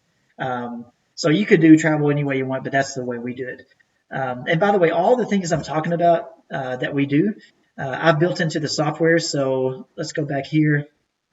If you go to the FAQ, now again, you may not be able to see this. I'll just talk you through it here. But under suggestions, which is the third option, there's an item in here that says starting your own tiny business, but not sure how to do it. Then it lists everything I'm saying here about how we charge and what we do and every situation that we handle there. So, and one of the cool things with the software, by the way, is with any race, you can build an invoice or create an invoice on the fly. You can say, well, which races you can invoice? So I can say both of them, and then it'll create your invoice. And so you can print this off immediately, and you can have your defaults put in here to where it's like how much you charge per person, what's your base fee. Does that cover races up to, this says 225 participants? What's your travel cost? Oh, it looks like it's 75 cents a mile that we charge. Do you have any non-traditional fees? And so here you can add on, any non-traditionals or whatever. And all this, you can change, but you can change your own logos. Every report in my program, you can design yourself. Just click on the design button right here and you can change them any way you want. So add your own logos or change stuff around or whatever. So that's a cool feature built into mine. I don't know what other programs offer that, but all right. So let me go back to the.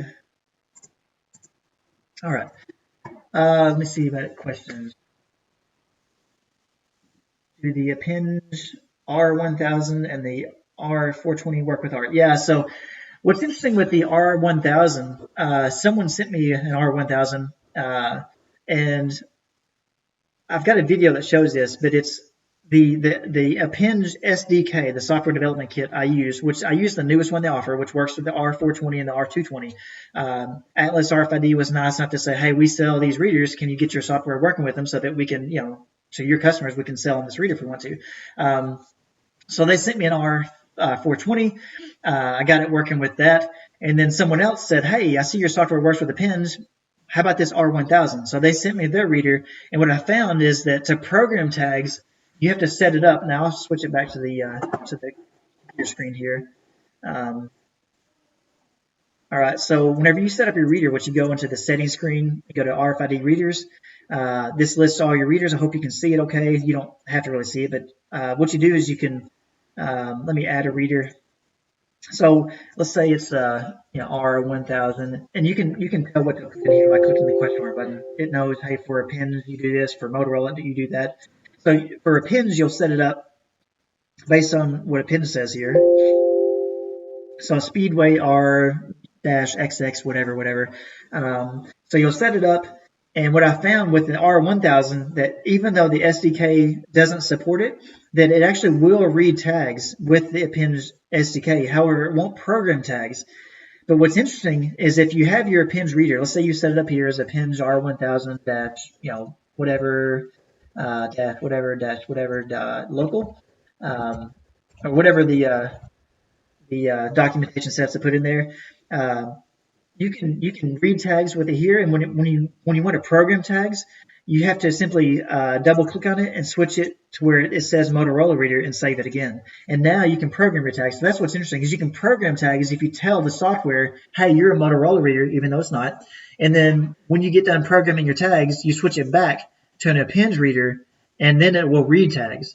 And so it's very interesting, but that's where you can get your R1000 to work. And again, I've got a video that shows, 3 videos that show uh, me doing exactly that if you need me to send it to you. So, all right, next question. Read it real quick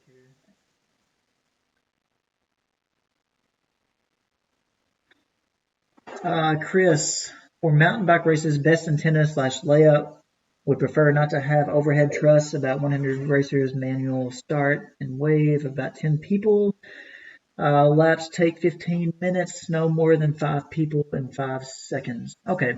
That's a good point. I prefer not to have overhead antennas too. And the reason why is because as a one-man show, I want to be able to show up and set everything up myself. With a lot of arches and different things, it may take 2 people to set this thing up. Plus, with arches, if you don't anchor things down real well, you have a huge liability. If that thing, and that happens, by the way, you can Google search it and find news stories where arches have blown over and hurt someone. And so, if you don't want to possibly get sued, because if someone sues you because, of negligence, because you didn't tie down your arch, of course, that's what they're going to say, and they got hurt, so you don't have a defense really.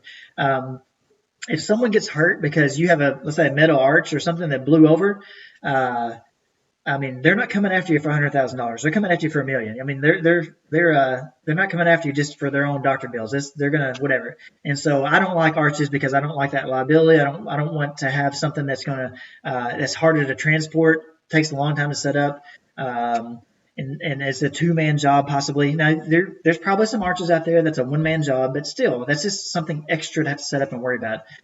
Even the blow up arches, we've had numerous occasions where sure enough the wind picks up and then it's just going crazy. Or in fact, I've got a video. It's the Peace, Love, and Goodwill race in Little Rock, Arkansas, where every year they have a really nice blow up arch, but every year they've had problems with it. And sure enough, in one of my videos, so the race starts about a quarter mile before the finish line. So they actually run through the finish line and then go out and then come back.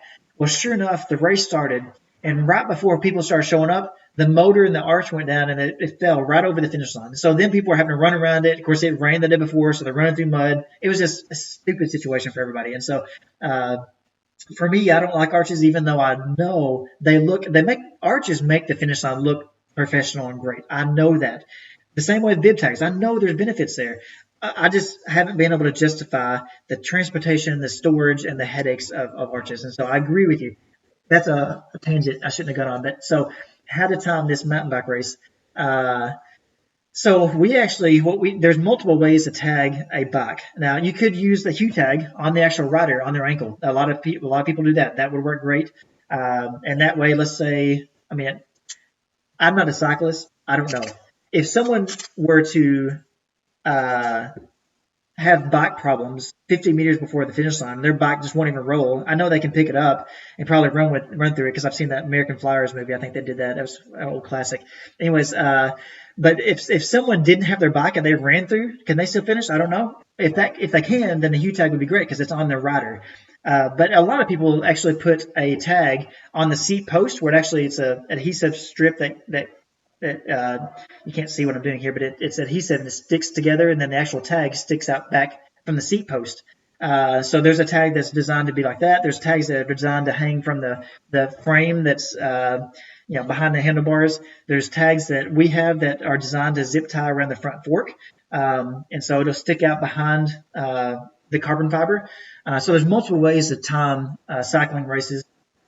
Um, and then with that, with any one of those options, by the way, you can have antennas on tripods. What I do, I'll take a tripod.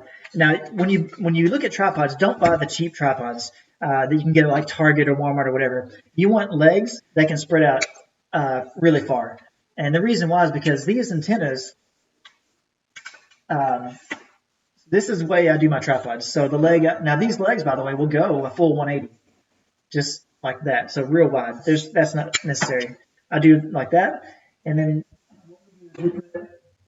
the tripod plate on the back of the antenna like this, and now it just snaps onto the tripod. And so you want the legs real wide because this is a big flat surface, and so if the wind hits it, with the wide legs it has, it's not going to blow over.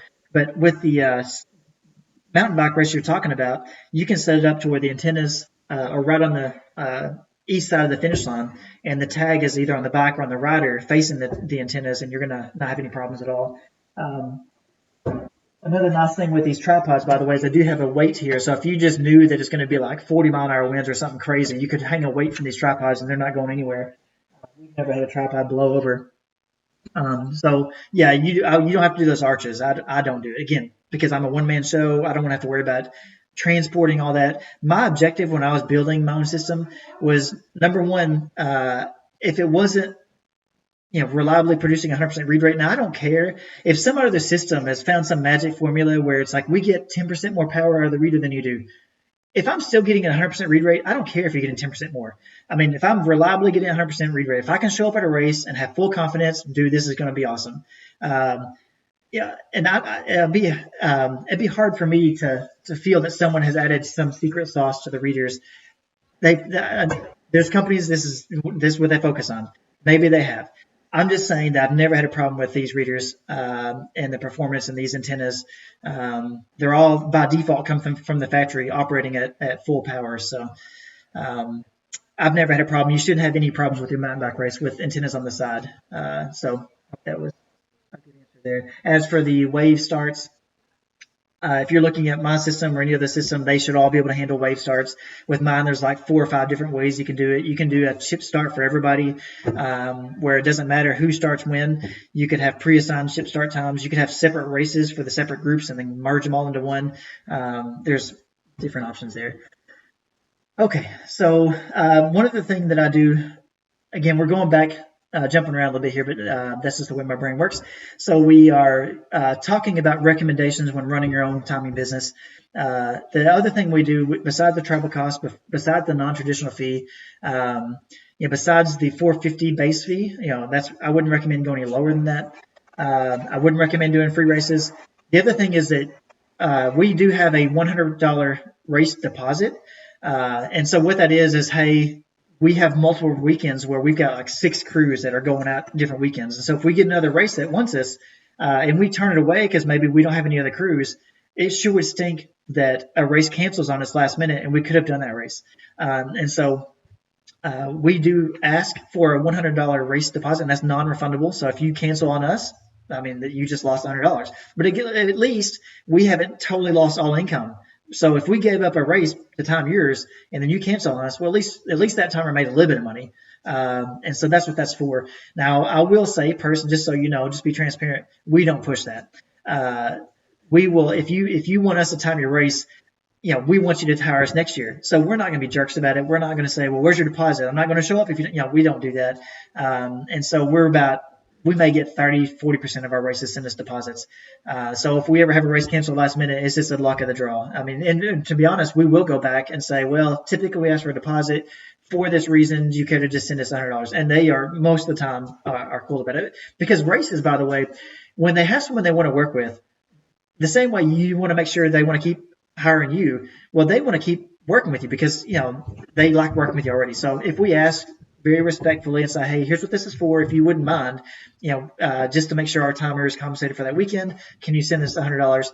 Then they 9 times out of 10 will do it. So Um, the final thing when it comes to running your business is that when you get hired to time a race, ask the race director, if you're a one-man show like I am, for at least five volunteers, with the expectation you're going to get two, maybe three.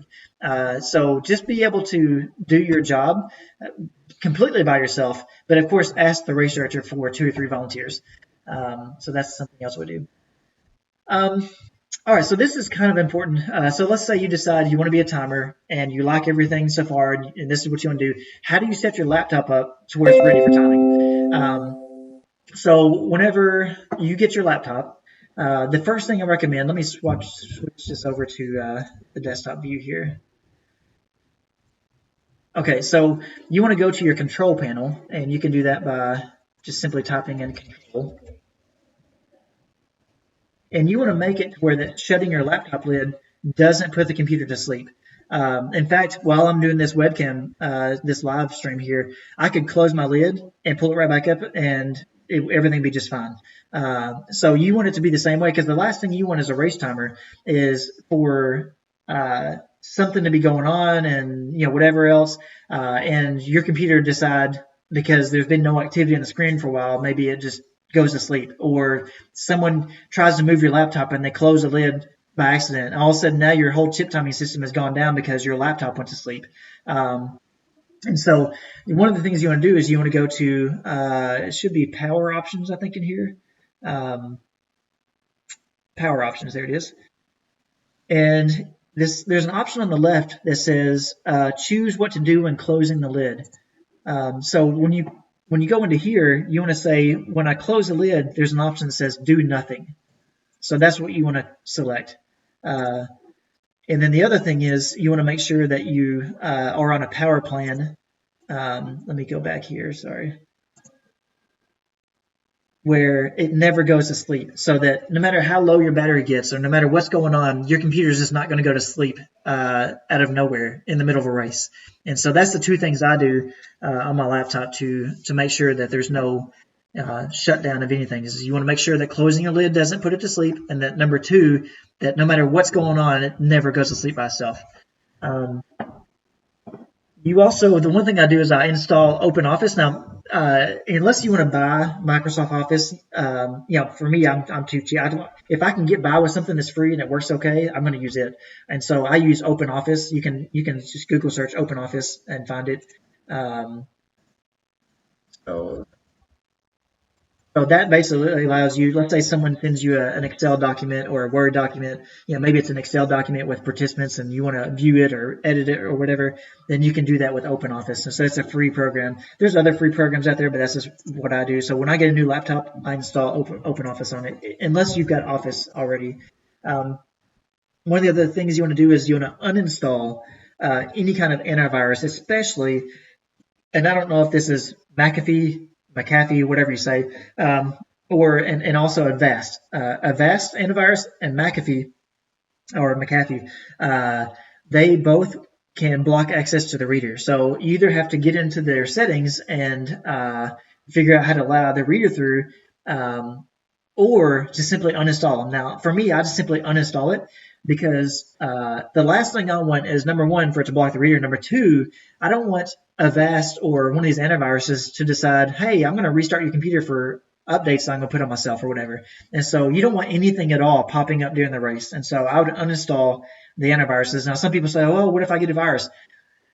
If you're not the type of person to just go perusing different websites and clicking on everything you see, most modern web browsers have, like before it downloads a file, it'll do some scanning of the file. And so I'll say that now I'm not a tech support person. I'm a software developer, but of course, because of what I do, I have friends or family that will tell me they got a virus and they'll ask me to work on the computer. And every time that someone's brought me a computer that had a virus on it, every time they've had antivirus running. I've never run antivirus. I've never had a virus. And so it's one of those things that if you're not just a kid downloading games left and right just from every website in the world just for fun, right? You just, because my son will do that. I give him a crappy laptop because he'll go on like whatever website and download a game he thinks would be fun. And so that's the case where you may get a virus, and so I'll give him a crappy computer. But if you're not that type of person, you're going to be just fine with that antivirus running. So before, when you first get a laptop or before you show up at a race, now I don't do this every weekend, but you want to make sure that you've run all Windows updates. You don't want to be in the middle of a race and all of a sudden Windows 10 is notorious about it. It'll just say, "Oh, I gotta install an update," and you may be down for 30 minutes as it's working. So it's best to try to get all updates before a race day if you can. Um, the other program I installed, and this is a little bit hard to find for Windows 10, is I installed Movie Maker. Really, you just need any kind of video editing program.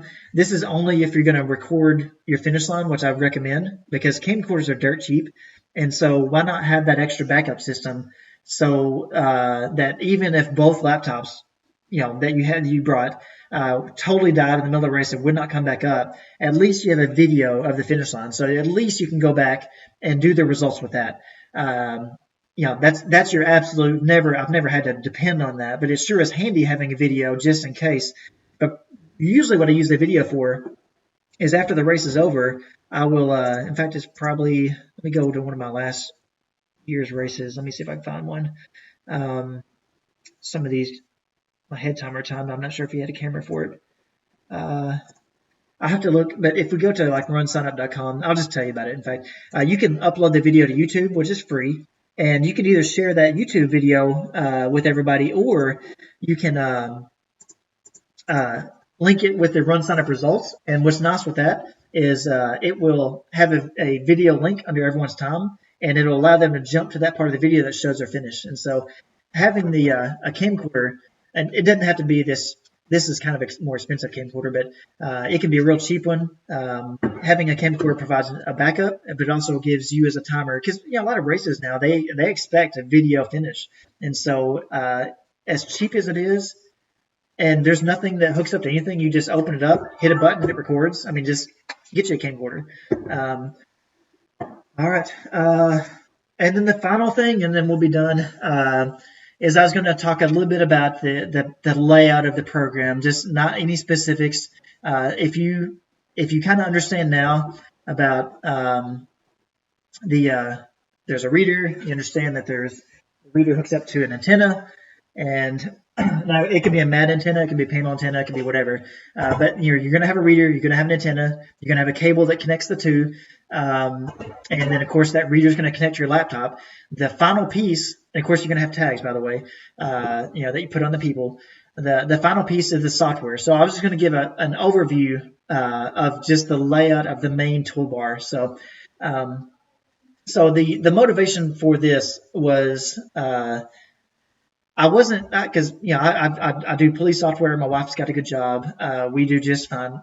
I did not want to release something to the public that's going to add a tremendous amount of stress on me. I don't need that. I could simply develop this software and just use it for my own races. But I knew that there was a big hole there, and I wanted to fill it. And so I wasn't going to offer this unless I knew that it was going to be very little tech support.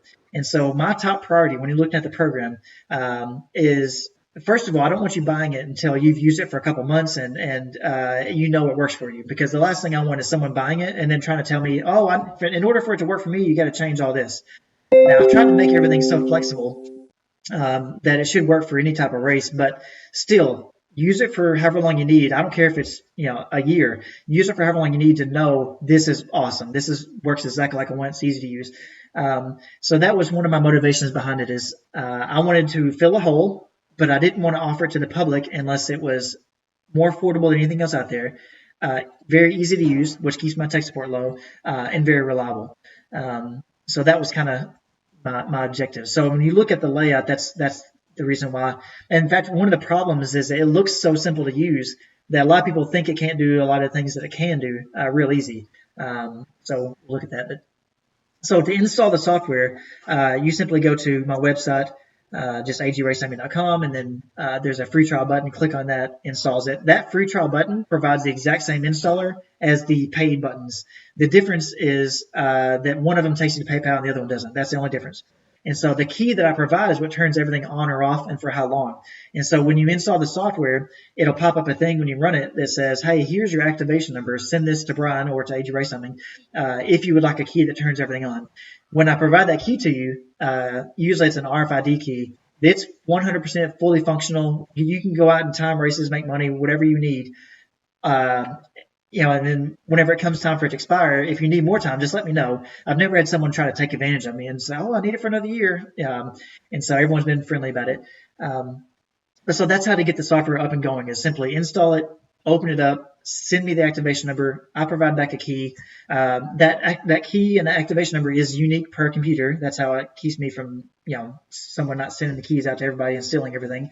But it's partially based on your hard drive of your serial number. The serial number of your hard drive. So that's how to get it going. And let's say you've got it installed and you've been using it for a while. And I push out updates all the time. So it used to be almost every week, but now it's like maybe every month, every 2 months. And so if you're not sure if you're running the newest version, now number one, you should join the users forum if you haven't. There's an email option there where you get email every time someone posts. There's an awesome group that's on there. Usually it's not too crazy busy, so I don't think it'd be irritating. But if it is, and you turn that off, then the only way to know if you've got the newest update, let me switch over to the desktop view real quick.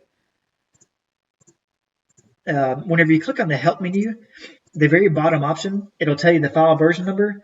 And if you put your mouse over it, over here to the right, it'll say the release date of basically when this version you're currently running, here's when it was released, according to the software.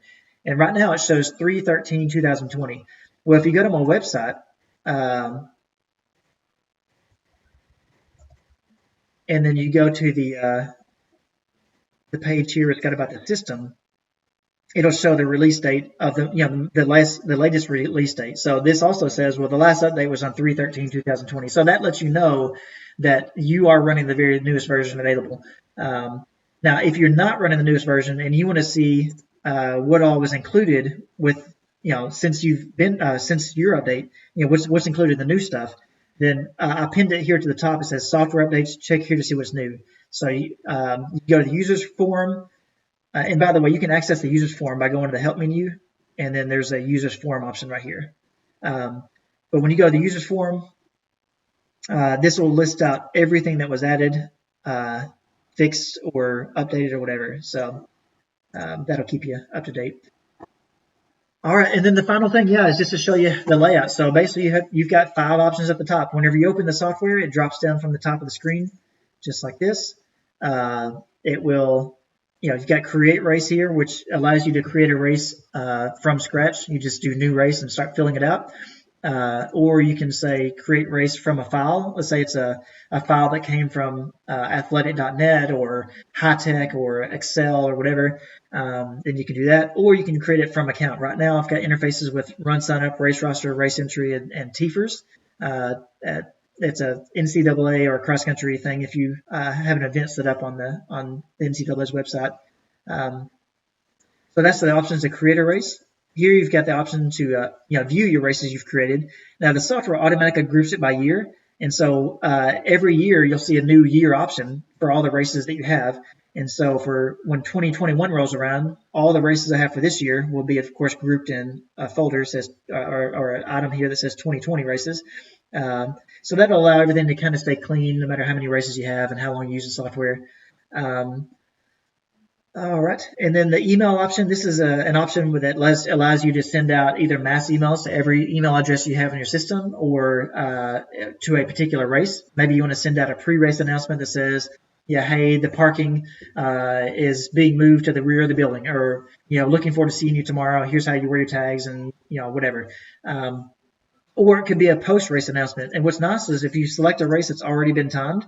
Let me find one that's already been timed. It automatically has a checkbox that says include personalized results. So that will, when you send the email out, you don't have to, it automatically show, hey, here's how your time was, here's how you did in your division, here's how you did for females, here's how you did in your zip code, here's your pace, here's your speed, here's all this stuff. That's how that works. And then here's the help menu where you've got access to the user's guide, user's forum, suggestions page, like how to set up a business and how to set up your finish line, different things. Here's your FAQ area, race and software setup, and then kind of race timing and how to do corrections, different things. And then here's the file version number. If you need to download the newest update, you just simply click here and that downloads the newest update. And then the final thing is the settings. So this is where you can select your printer and put your company name in. all kinds of stuff here. But so the objective is to keep things as simple looking as possible, but this software can do cross country, multiple races at the same time, all kinds of stuff. But that's basically it. Let me check. I think we got all the questions answered and everything done. And I said it would last between 1 and 2 hours, and we're right at that limit there. So I think we're about done. Let me pop back open the thread here. I think that's about it. There may not be anybody left watching 2 hours later, but check and see. All right. Jamie, what camera do you use? So with the camera that we use, that we have automatically triggered, the software has a section where it shows all the compatible cameras. The software can work with any Twain compliant camera or multiple. Let me pull this back up here. Multiple Canon cameras, and so the ones that are typically the cheapest are the T3 or the XSI or the T6 are typically the cheapest. Now, just because they're cheap doesn't mean, they work great. As soon as a person comes across, it triggers automatically. Photos look great, so there's no reason to spend $800 for camera. You can usually find these online for like $200 to $300. That comes with the lens and everything you need. The only thing you might want to buy is I'd recommend in fact, I don't have it in here, a 16 gigabyte card or something that's got some decent size to it. With a typical race, you may take up to 2 gigabytes of photos. So you get 8 gigabyte card, you're not having to constantly worry about that thing, being filled every race. So, all right. I guess that's it. I will wrap this up, even though I would love to read through the comments, see if there's anything else I should address. Because if I don't wrap it up, I will talk all day. I hope this was okay. Like I said, session 2, I think, is where it's going to get really fun. And we're going to, like I said, talk about leading up to a race, all the questions that you should ask the race director to make sure everything goes perfect. We're going to talk about importing the participants or pulling them in from an online registration provider. And then again, just like the question I was asked earlier, we're going to talk about how do you make sure everything's perfect before the race. You want to go into race day not hoping things go well. You want to make sure that things are going to go well. So I'm going to talk about what all I do to make sure that happens. We're going to talk about setting up the software for cross-country races and kind of how we prepare for that, how we organize our bibs and tags based on team. So I'll show you kind of how we use gallon Ziploc bags, but you can use those yellow envelopes or whatever. But I'll show you what all tools are in the software to make that easy. We'll talk about timing time-based races, stair climb races, stuff like that. Wave starts. We're going to go over some paperless registration. That's a huge thing that eliminates 40% of your headaches on race day if you move to paperless registration. And so that's another thing a lot of people would like to do, but they just don't know how. Right now is a good time to learn it. So we'll cover that. And then we'll talk about all the things I do on race day. And then finally, to wrap it up, I'll say, okay, now the race is over. Here's what I do to kind of, get the results online, get the photos online, get the videos online, and get my invoice out. So I'll talk about all the post-race stuff I do. So hopefully next week is where the majority of you may be looking to learn the most. So, and then the session 3 is more for the experienced timer, only for users of my software. They want to know about how to set up the results kiosk to where it's all wireless, automatically updates and everything. And then some of the other new features, the quick results TV, where all you gotta do is stand next to the TV and people can take your picture and it's got all your info there. It's a really cool thing. And the tag check feature, that's a big one. I do that at every race now. That's another one of those things, by the way. He said about how do you ensure the data is correct? Well, number one, the verified age and gender. Number 2, every race I set up a tag check. And so what it is, when people pick up their stuff, they walk by, there's an antenna hidden under a table. They simply put the bag or their bib on top of the table. It shows all their info on the screen. It says, is anything wrong? That almost every race I time, it catches something that's wrong. So that's a big one. But we'll cover all that stuff in the 3rd session. But I hope you enjoyed today. I know it was a little long. Hopefully next week won't be that bad. But I'll let y'all go and we'll answer any questions. If I miss anything, I'll answer them first of the next video. Thanks. Bye.